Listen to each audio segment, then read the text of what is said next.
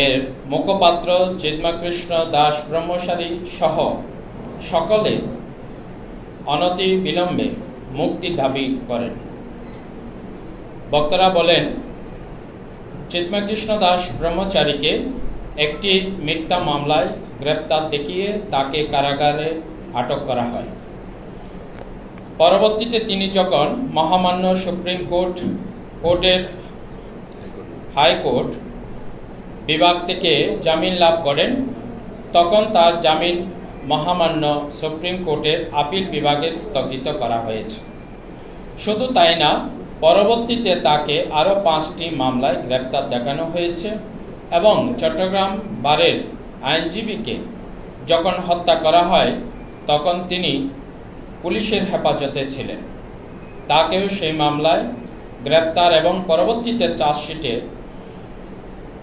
Chargesheet প্রদান করা হয়েছে, যা আইনের শাসকে প্রশ্নবিদ্ধ করে।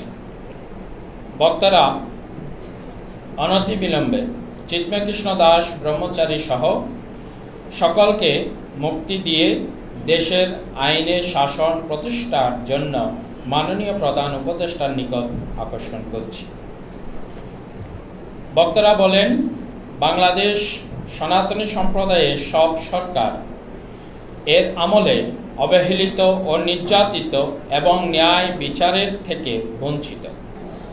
তাদের দীর্ঘদিনের শোষণ বঞ্চনা থেকে মুক্তির জন্য সনাতনী সম্প্রদায়ের প্রাণের দাবি 8 দফা বাস্তবায়নের জন্য অন্তর্বর্তী সরকার এর প্রতি উদাত্ত আহ্বান জানাচ্ছে। বক্তাগণ অত্যন্ত দুঃখের সাথে বলেন যে দেশের নতুন বাংলাদেশ বিনির্মাণের জন্য একাধিক সংস্কার কমিটি গঠন করা হয়েছে, কিন্তু উক্ত সংস্কার কমিটিতে সংখ্যালঘুদেরকে উপেক্ষিত করা হয়েছে।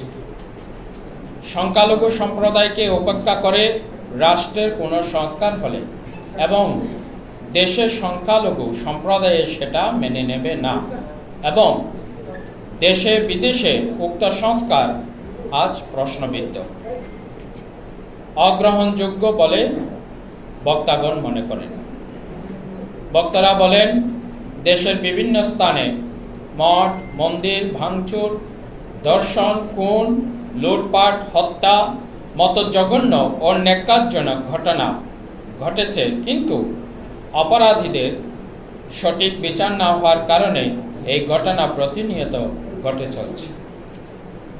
সম্প্রতি বাংলাদেশ সম্মিলিত জাগরণ জোট এর মুখপাত্র চট্টগ্রাম বিশ্ববিদ্যালয়ের সহকারী অধ্যাপক কুশলবরণ চক্রবর্তীকে চট্টগ্রাম বিশ্ববিদ্যালয়ের উপাচার্যের কক্ষে পদোন্নতি পরীক্ষার সময় কিছু উচ্ছৃঙ্খল ছেলেরা তার পদোন্নতি বোর্ড বাতিলের জন্য তাকে সহ উপাচার্যকে ঘিরে মব ভায়োলেন্স সৃষ্টি করে তাকে ও উপাচার্যকে লাঞ্ছিত করেছে, যা সভ্য সমাজে বিরল এবং অত্যন্ত জঘন্য ও নিন্দনীয় কাজ। বক্তারা এই ঘটনার তীব্র নিন্দা ও প্রতিবাদ জ্ঞাপন করেন এবং অনতিবিলম্বে এই ঘটনার সাথে জড়িত সকলের চট্টগ্রাম বিশ্ববিদ্যালয় হতে বহিষ্কার ও দৃষ্টান্তমূলক শাস্তির দাবি জানান। পরিশেষে সংখ্যালঘু সম্প্রদায়ের পূর্ব ঘোষিত প্রাণের দাবি 8 দফা বাস্তবায়নের জন্য অন্তর্বর্তী সরকারের প্রধান উপদেষ্টা ডক্টর মোহাম্মদ ইউনূসের প্রতি উদাত্ত আহ্বান জানাচ্ছি। লালমনিরহাটের ঘটনা উল্লেখ করে বলেন, সেলুনের কাজে 10 টাকা নিয়ে তর্কে জের ধরে মিথ্যা ঘটনা সাজিয়ে ধর্মীয় কটূক্তির অজুহাতে পিতা পুত্রকে জেলে প্রেরণ করা হয়েছে। এই ঘটনাটি সুষ্ঠুভাবে তদন্ত করার জন্য অন্তর্বর্তী সরকার আইন উপদেষ্টার নিকট দৃষ্টি আকর্ষণ করছি। প্রিয় সাংবাদিকবৃন্দ,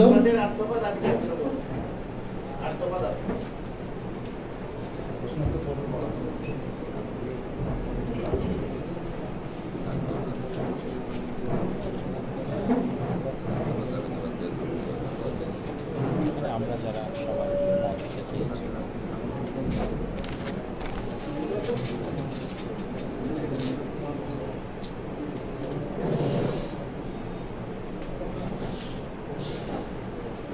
একটু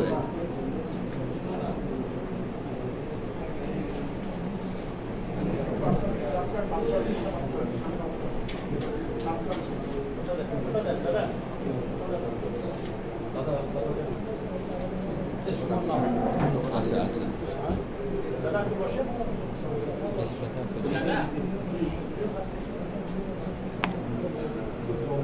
একটা একটা করে ধন্যবাদ। পেশেন্ট আপনাদের যে চলমান আন্দোলন এটার এটা তো আমরা অনেক এটার অগ্রগতি আর আপনারা সমস্যা কি আন্দোলন বাস্তবায়ন। আচ্ছা, আগে আট দফা যেহেতু জানতে চেয়েছে, আগে আট দফাগুলো বলি, তারপরে আপনাদের কোনো প্রশ্ন থাকলে সেই প্রশ্নের আমরা উত্তর দিব। তা প্রথমে আপনারা জানেন যে আমরা বাংলাদেশের সকল সংগঠন সম্মিলিতভাবে আমাদের নেতা সারা বাংলাদেশের এখন বিশ্বের সনাতনী সম্প্রদায়ের আইকন চিন্ময় কৃষ্ণদাস ব্রহ্মচারীর নেতৃত্বে, আমাদের সাধু সন্তদের নেতৃত্বে, ছাত্রদের সমন্বয়ে সারা বাংলাদেশের সকল সংগঠন মঠ মন্দির নিয়ে যেটা বৃহৎ ঐক্য সংগঠন বাংলাদেশ সম্মিলিত সনাতনী জাগরণ জোট গঠন করা হয়েছে। সেই জাগরণ জোটের যে 8 দফা দাবি ছিল, সংখ্যালঘু নির্যাতনের বিচারের জন্য দ্রুত বিচার ট্রাইব্যুনাল গঠন করে দোষীদের দ্রুততম সময়ে দৃষ্টান্তমূলক শাস্তি প্রদান, ক্ষতিগ্রস্তদের যথোপযুক্ত ক্ষতিপূরণ প্রদান ও পুনর্বাসনের ব্যবস্থা করতে হবে।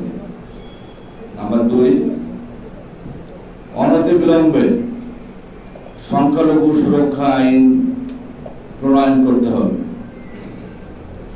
নাম্বার 3, সংখ্যালঘু বিষয়ক মন্ত্রণালয় গঠন করতে হবে এবং জাতীয় সংসদে সংখ্যানুপাতিক হারে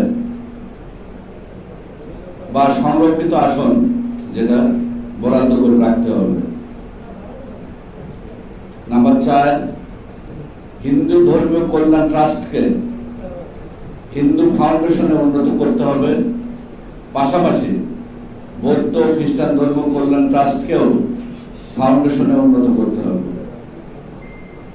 নাম্বার 5, দেবত্ব সম্পত্তি পুনরুদ্ধার ও সংরক্ষণ আইন প্রণয়ন এবং দীর্ঘদিনের আমাদের জানেন যে অর্পিত সম্পত্তি যে 1965 সালে যে পাটভারত যুদ্ধ, সেই যুদ্ধে পাকিস্তান আমলে যে আইনটা পাকিস্তান আমলে বাদ হয়েছে, সেটা আমাদের স্বাধীন দেশেও সেটা এখনো পর্যন্ত শুধুমাত্র সংখ্যালঘুদেরকে ভোট ব্যাংক হিসেবে ব্যবহার করার জন্য সেই আইন এখনো বলবৎ রয়েছে। সেই অর্পিত সম্পত্তি আইন প্রত্যাপন আইন যথাযথ বাস্তবায়ন করতে হবে এবং এটা যারা প্রকৃত মালিক তাদেরকে সেই সম্পত্তি বুঝিয়ে দেওয়ার জন্য আমাদের দাবি।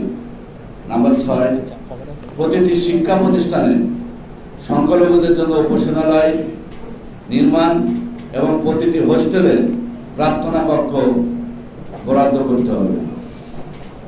সংস্কৃত পালি শিক্ষা বোর্ড আধুনিকায়ন করতে হবে। আপনারা জানেন যে যখন টাকায় 8 মণ, 1 টাকায় যখন 8 মণ চাল পাওয়া যেত, সেই সময় শায়েস্তা আমলে এই সনাতনী যারা সংস্কৃত বোর্ডের মানে যে দলগুলো ছিল, সেগুলো টিচারদের বেতন ছিল 149 টাকা। পরবর্তীতে এটা মনে হয় 70 টাকা না কত করা হয়েছে, তাও আমাদের আন্দোলনে 21 টাকা না 25 টাকা বাড়ানো হয়েছে আমরা যতটুকু জানি, যেটা এর মধ্য দিয়ে সনাতনী শিক্ষা সংস্কৃতিকে ধ্বংস করার জন্য এই ধরনের চক্রান্ত বলে আমরা মনে করি। আমরা সেটা চাইলে সেটা সংস্কার হোক, আধুনিকায়ন হোক। শারদীয় দুর্গা পূজায় 5 দিনের সরকারি ছোট ছুটি ঘোষণা দিতে হবে। এটা আপনারা জানেন যে এটা দীর্ঘদিন ধরে আমরা দাবি করে আসছি এবং এই দাবির সাথে 5 আগস্টের পরে এটা ঘোষণার পরে আমরা যখন শাহবাগে ঘোষণা করেছিলাম, সেখানে এই সরকারের অনেকের সাথে আমাদের বৈঠক হয়েছিল, আলোচনা হয়েছিল। সেখানে চিন্ময় প্রভু আমাদের ছিলেন এবং তারা এই সবগুলো দাবিকে যৌক্তিক মনে করে এবং তারা আমাদেরকে আশ্বস্ত করেছিলেন প্রাথমিকভাবে 2টা দুর্গাপূজার ছুটি এবং সংখ্যালঘু নির্যাতনে দ্রুত বিচার ট্রাইব্যুনাল গঠন এবং ক্ষতিপূরণগুলো তারা ব্যবস্থা করবে। কিন্তু আমরা দেখলাম যে সেটা তো করাই হয় নাই এবং পরবর্তীতে এই আন্দোলন যাতে না করা হয়, দেশি বিদেশি চক্রান্তের মধ্য দিয়ে সনাতনীর বাকশক্তিকে কণ্ঠকে রোধ করার জন্য আমাদের চিন্ময় প্রভুকে মিথ্যা মামলায় গ্রেপ্তার দেখিয়ে পরবর্তীতে আমাদের উমেশানন্দ মহারাজ যেখানে পাঠ করছেন দেখেছেন যে আরো অন্যান্য মামলায় যখন মহামান্য হাইকোর্টে তার জামিন লাভ হয়েছে তখন অন্যান্য মামলায় তাকে সোনারেস্ট করা হয়েছে। যাই হোক, অন্যান্য ধর্মাবলম্বীদের ছুটির বিষয় নিয়ে আমরা আলাপ করতে চাই না। আমরা চাই যে আমাদের ন্যায্য অধিকার। পরবর্তীতে আমরা দেখেছি যে সরকার একদিনের ছুটি বাড়িয়েছে, সেই জন্য আমাদের পক্ষ থেকে আমরা সরকারকে ধন্যবাদ জানিয়েছি। আবারও ধন্যবাদ জ্ঞাপন করতে চাই। কিন্তু 5 দিনের পূজায় 2 দিনের ছুটি এটা আমি মনে করি যে যথার্থ নয়। আমরা আশা করি যে সরকার 5 দিনের ছুটি আমাদেরকে বাস্তবায়ন করবে। এরপর আপনাদের যদি কোনো প্রশ্ন উত্তর থাকে। এটা তো হচ্ছে আয়োজনটা চট্টগ্রাম সনাতনী নাগরিক সমাজ থেকে, তো সেখানে আমরা লালমনিরহাট, চিলঘাট সহ আরো অনেকগুলো ঘটনার বিবরণ আজকে পেলাম। এখন যেখানে ঘটনাটা হচ্ছে, আমরা কি সনাতনী নাগরিক সমাজ ওখানে পাবো নাকি এটা কি শুধু চট্টগ্রাম থেকেই হবে? আমরা ব্যানারটা কি শুধু চট্টগ্রাম সনাতনী নাগরিক সমাজ থেকে হবে নাকি যেখানে যেখানে সনাতনীদের উপর নির্যাতন হবে সেখানেও একটা সনাতনী নাগরিক সমাজের একটা ব্রাঞ্চ থাকবে? বা না, এটা ওরকম ব্রাঞ্চের বিষয় না। যেমন আমরা ঢাকায় বাংলাদেশ সম্মিলিত সনাতনী জাগরণ জোটের ব্যানারে করেছি, বিভিন্ন জায়গায় সনাতনী জোটের ব্যানারে হচ্ছে, কোথাও বিভিন্ন সংগঠনের নামে হচ্ছে, হিন্দু পরিষদের নামে, সনাতন পার্টির নামে, জাগো হিন্দু পরিষদের নামে। এখানে চট্টগ্রামে যেহেতু বিভিন্ন কারণে আপনারা জানেন যে একটা ঘটনার পরিপ্রেক্ষিতে একটু চট্টগ্রামটা একটু প্রশাসনের একটা রেস্ট্রিকশনের ভিতরে আছে। তা আমরা সনাতনীরা তো শান্তিপ্রিয়, আমরা শান্তিতে বিশ্বাস করি।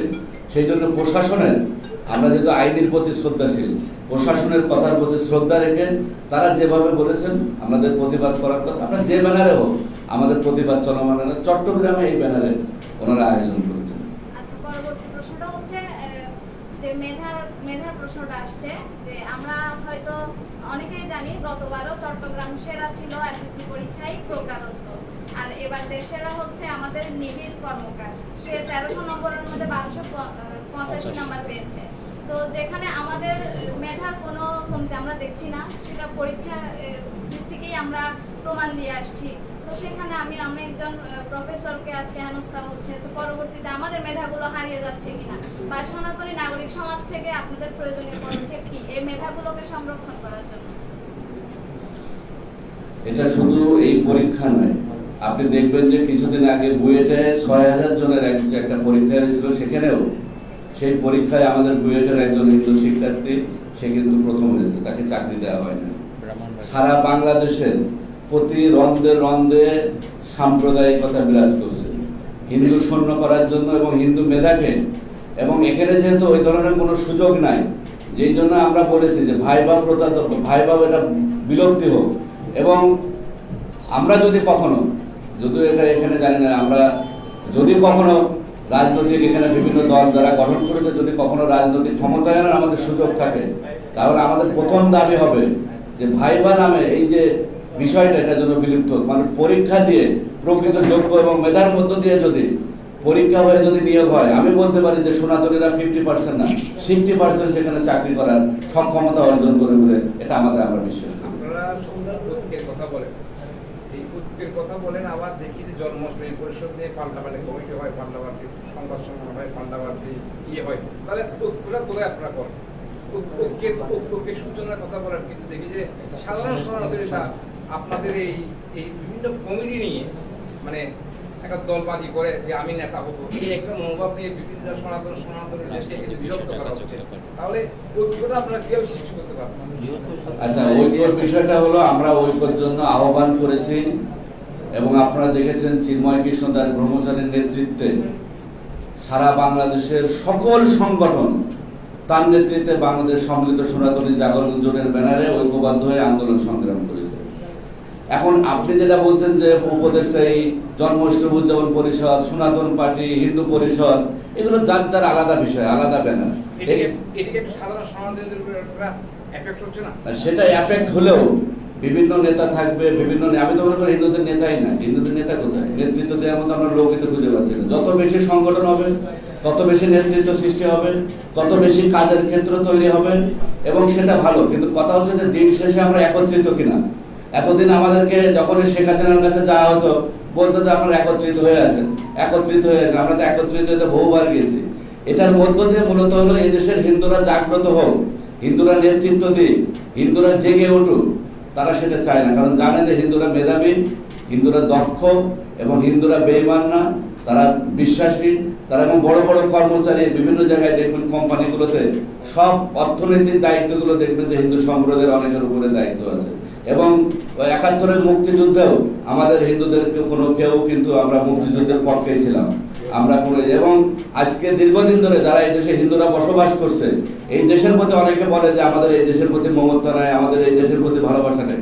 যে পরিমাণ অত্যাচার নির্যাতন 1947 থেকে সনাতনী সম্প্রদায়ের উপরে হয়েছে, অন্য সম্প্রদায় হলে তারা অন্য দেশে এতদিন দেশ ত্যাগ করতো। আমরা এই দেশকে ভালোবাসি এবং এই দেশের প্রতি মমতাবোধ এবং আছে বিদায় আমরা এই দেশেই থাকতে চাই, এই দেশের মাটিতে আমরা বসবাস করতে চাই। প্রত্যেকটা রাজনৈতিক দলের মধ্যে হিন্দু সম্প্রদায়ের নেতা আমরা দেখতে পাই। আওয়ামী লীগ সরকারের আমলেও ছিল এবং বিএনপি সরকারের আমলেও আছে। তারপরেও আপনি বলছেন যে আপনারা হিন্দু সম্প্রদায়ের মধ্যে মানে নেতৃত্ব শূন্য, এবং সেই 1947 সাল থেকে এ পর্যন্ত যদি আমরা বিভিন্ন সময় আওয়ামী লীগ সরকার ক্ষমতায় এসেছে এবং তারা এবং আপনাদের হিন্দু সম্প্রদায়ের মাঝে বেশিরভাগ ভোটে কিন্তু আওয়ামী লীগ সরকারের পক্ষে যায়, কিন্তু তারপরেও কেন হিন্দু সম্প্রদায়ের মানুষের নিরাপত্তা, হিন্দু সম্প্রদায়ের যারা মেধাবী আছে তাদের প্রায়োরিটি বা তাদের যোগ্যতার যেটা প্রাধান্য দেওয়া, সেটা কেন হচ্ছে না? আচ্ছা, আপনি হিন্দু নেতা বলতে আপনি কি বোঝাচ্ছেন আমি জানি না। ওরা তো আওয়ামী লীগের নেতা, বিএনপির নেতা, হিন্দু নেতা না। আওয়ামী লীগের নেতা, বিএনপির নেতা তো হিন্দু নেতা বলা যাবে না। যারা হিন্দু রাজনৈতিক দল করে, যেমন আমাদের আশিস দাওয়ানি হিন্দু নেতা, উনি বাংলাদেশ সনাতন পার্টি করে। যারা অন্য অন্য রাজনৈতিক দল, আপনি আওয়ামী লীগের বাইরে তো যাওয়ার আপনার কোনো সুযোগ নাই। আপনি আওয়ামী লীগের আমলে দেখেছেন যে সেখানে 17 জন 20 জন আমাদের এমপি ছিল। নাসিরনগর থেকে শুরু করে সাল্লা, গাঙ্গাজ, গঙ্গাচড়া, আজকে কোথাও এই সংখ্যালঘু নির্যাতনে তাদের কোনো প্রতিবাদ ছিল? তারা সংসদে বিষয়গুলো উত্থাপন করেছেন, বরঞ্চ তারা বলেছে বাংলাদেশে কোনো সংখ্যালঘু নির্যাতন হচ্ছে না, আমরা বেহেশতে আছি। কিন্তু আমার তো যা হওয়ার প্রতিনিয়ত হত্যা, গুম, ধর্ষণ হচ্ছে। আবার 2001 সালে আপনি যখন বিএনপির আমলে যখন অত্যাচার নির্যাতন হয়েছে, তখন এই বয়সরা, নিতাই রায়রা তখন জাতিসংঘকে বলেছে বাংলাদেশের সংখ্যালঘু কোনো নির্যাতন হচ্ছে না। আপনি 5ই আগস্টের পরে ঠিক সেম ঘটনাই তো ঘটছে।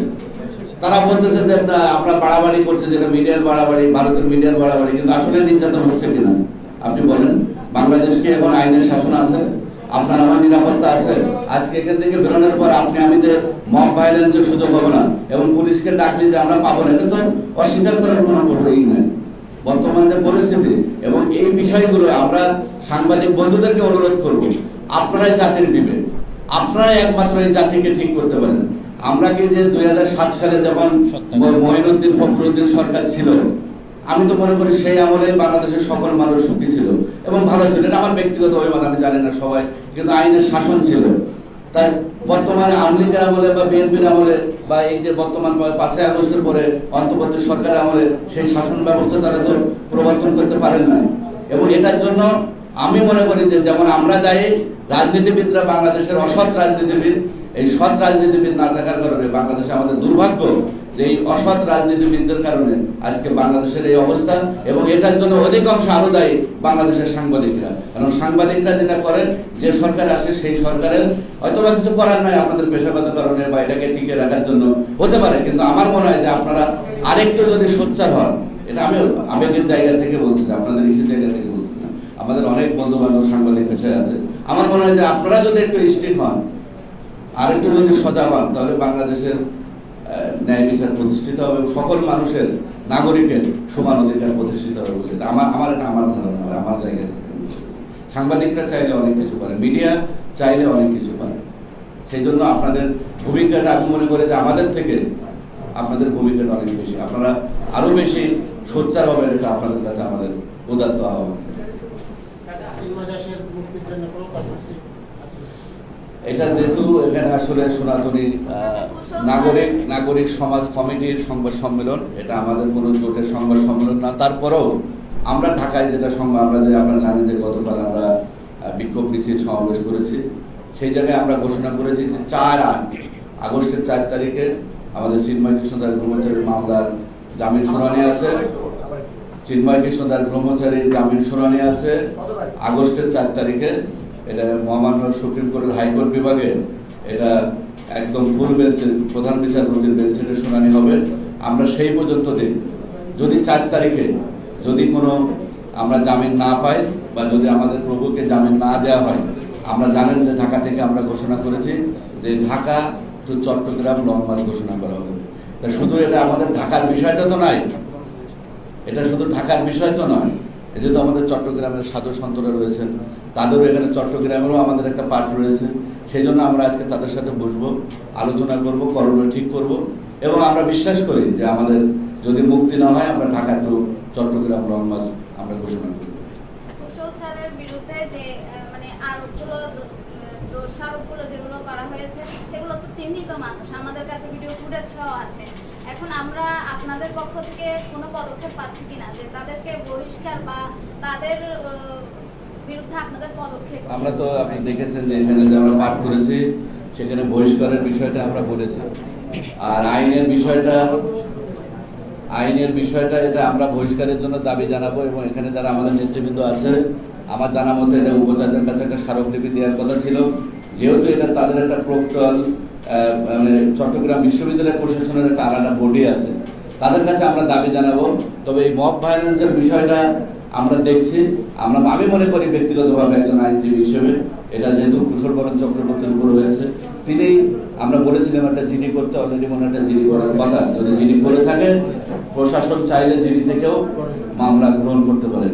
আমরা দেখবো প্রশাসন কি করে, যদি প্রশাসন কোনো পদক্ষেপ না নেয় আমরা চেষ্টা করবো পরবর্তীতে আইনগত পদক্ষেপ গ্রহণ করার জন্য। যদি চট্টগ্রাম সম্ভব না হয়, আমরা জোটের পক্ষ থেকে যদি কুশল বরণ চক্রবর্তীর অনুমোদনের বিষয় আছে, কারণ মামলা করলে তো হবে না, কারণ কারোর তো নিরাপত্তা নেই।